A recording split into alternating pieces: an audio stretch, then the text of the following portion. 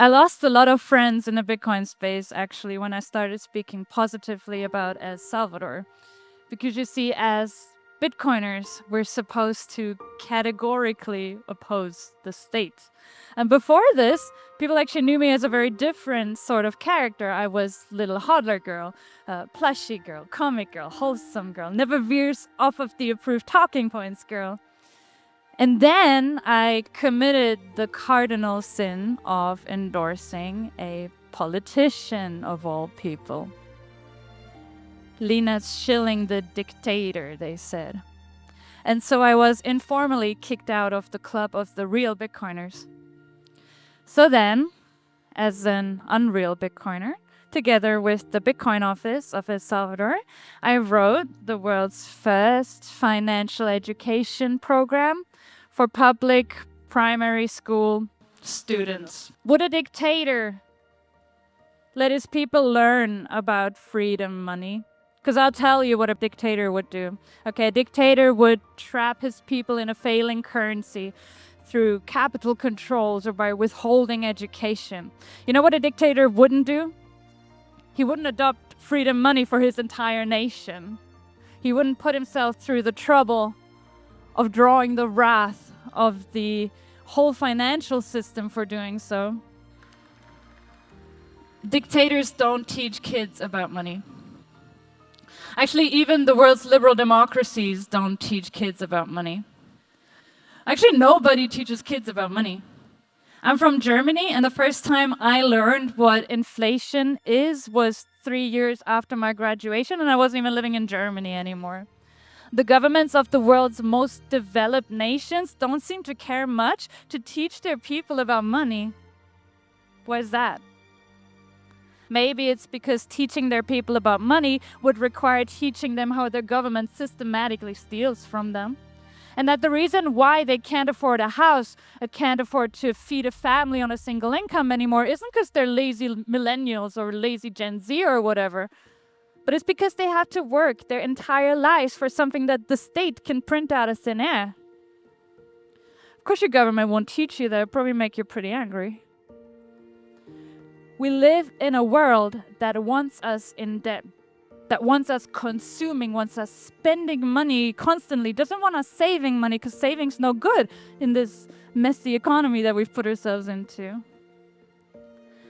We live in a world where bad debt has become not just normal, it has become normalized, and financial institutions make money off of your misery. We live in a world where in one of the richest, most powerful nations, people pay for burritos in installments. I want to live in such a world.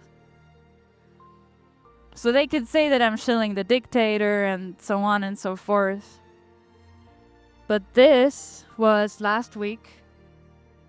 These kids are part of the pilot program of the What is Money project. Because in El Salvador, 7-year-olds learn about money. Give me one other country that does this. One other country that actively pursues the financial sovereignty of its citizens. One other country that says, I know money's a tool for mass control. Well, I'm going to do the opposite and set my people free. Because I can tell you about countries that are well on their way to eradicating cash or replacing it with digital surveillance money. Or countries that are well on their way to imposing digital ID on a wholly unwilling population without a democratic mandate. Or I can tell you about countries that have frozen their citizens' bank accounts because they engaged in protests against the regime. I can tell you none of those countries are El Salvador. All of those countries are so-called first world countries, supposedly part of the free world, supposedly full democracies according to the Democracy Index.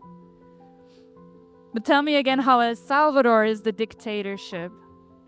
In El Salvador, the next generation is going to enter adult life knowing how to control their finances rather than be controlled by their finances. We called the project What is Money because at its core, the goal is actually quite that simple. We want to get the students to a point at which they can answer this question, which even many adults can't answer. And some people have asked me if 7 isn't too young to start learning about money. And I think that's because we tend to conflate learning about money with learning how to make money. And obviously, we're not teaching the kids how to build a stock portfolio or whatever, but rather understanding money means understanding value, means understanding different types of value. It means understanding the difference between something valuable and something expensive, understanding the history of money, understanding how to build a budget, why it's important to spend less than you earn. Money is not this complex adult-only subject that the world wants us to think it is. All of us use money every single day. We should know how it works. And what we're doing here is unique in the world. Now we're receiving interest from other governments, but to even get to that point, it took that first mover to take that step, to pave that way, and that was El Salvador. Because in El Salvador, we have room to pursue new ideas. What we're doing here, it wouldn't have been possible like this anywhere else. Not at this scale, not at this speed, not to this degree of freedom. That's Stacy. Stacy always says you can just do things. And I like to quote her on that because I think people believe that's just some line. But in El Salvador, it's really, really true. Because if you have an idea and the idea is good and the idea can bring a benefit to the nation and it's in line with the values of the population and you are willing to put in the work, then this country and all of its currents will conspire to help you achieve your goal. And it becomes a sort of symbiotic relationship where your drive to self-actualize brings the nation forward, and the nation in turn wants to help you self-actualize. And I think that's how progress happens. So I think it was exactly 2 months ago now that we were planning the school visits for the What is Money project. And my team sent me photos of one of the schools that we would be going to. And this is the school. So this school is part of the president's 2 schools a day project. Yeah, it's amazing. I mean, it's a brand new school. It's clean, it's amazing, it's beautiful, it's wonderful. And this is the multipurpose room of that school. And it's the same thing. It's brand new, it's clean, it's functional, it's great. But when I saw it, I thought, why not make it even better? Because you see, the presidency is going around the country putting literally hundreds and hundreds and hundreds of schools everywhere, brand new schools like this one, in this massive project. But our little team and we actually have the time and the skill set, I want to say, to, put the finishing touches. And so I went to Stacy and I said, Stacy, I want to paint this classroom and put stuff in it. All I need is your approval and the money to do it. And Stacy said, okay, wait. And Stacy went to Fulgore Ventures. Now, Fulgore Ventures is a very generous donor of many educational initiatives here in El Salvador. And Stacy said, Fulgore Ventures, we want to paint this classroom and put stuff in it. All we need is the money to do it. And Fulgore Ventures said, do it. This is yesterday. Last week, I showed the project to the president. And he asked me, how many rooms are you renovating? And I said, only one. And he said, only one? So you do at least 100.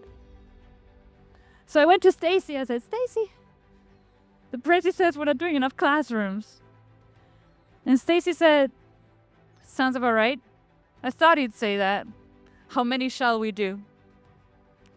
3 days later, we got the green light to, together with the Bitcoin office, renovate 500 classrooms across El Salvador. So we're going to follow the president's project and we're going to create 500 brand new, beautiful, colorful classrooms for the kids to spend their classes, their breaks, their afternoons if they want. And each of those rooms is going to follow the same concept as our proof of concept room, just a multi-purpose sort of concept. For one, we are putting wooden floors for 3 reasons. One, it's pretty. 2, these rooms are actually going to be no shoe zones. And what happens when you take off your shoes as you enter a room is you sort of leave your mindset outside and you enter with a new mindset, like a sort of subconscious sense of calm and deceleration and home. And the third reason is it's going to teach the kids respect and cleanliness, which is a concept for which we took inspiration from the Japanese school system, where taking your shoes off is actually something super normal. We are also adding a library system to the rooms that is going to be managed by the students. So the students can borrow books, read them there, take them home, bring them back. Reading is a timeless skill. Can't start early enough, and I think it's more important today than ever. And by managing the system themselves, the kids actually learn responsibility and respect for public property. We're also adding a little gardening corner. So every week, different students will be in charge of keeping the plants alive. And of course, we are adding the magic words on the wall. The renovations are going to be, or are already being handled, by non-violent prisoners from the President's Zero Leisure program as a way for them to repay some of their debt to society. And I think it was actually almost exactly 2 years ago now that the president was here and he was inaugurating the Binais, the library next door. And during that inauguration, he said, our public spaces should be better than our private spaces. And he actually took inspiration for this from ancient Greece, where, you would have the big town square, the agora, and you would have people come and they would be surrounded by marble and discuss the matters of the city, politics, or philosophy, or the universe. And in that same spirit, we are going to renovate these 500 classrooms across El Salvador. And I'm saying that because if you take only one thing from my little talk, then I want it to be this. Most of the world is going to tell you that doing big things is supposed to be complicated and intimidating, and that the bigger your project, the bigger the bureaucracy. Don't believe them. One time, I asked the president, how is it possible that you can get so much stuff done and so quickly and so effectively when nobody before you was able to do remotely as much stuff, remotely as quickly, remotely as effectively? And he said 2 things: common sense and good intentions. And I thought, what a simple answer. But there's like a profound simplicity in that, and maybe you can see the mindset shimmer through that. You don't need to overcomplicate all the things. You can just do things. Thank you.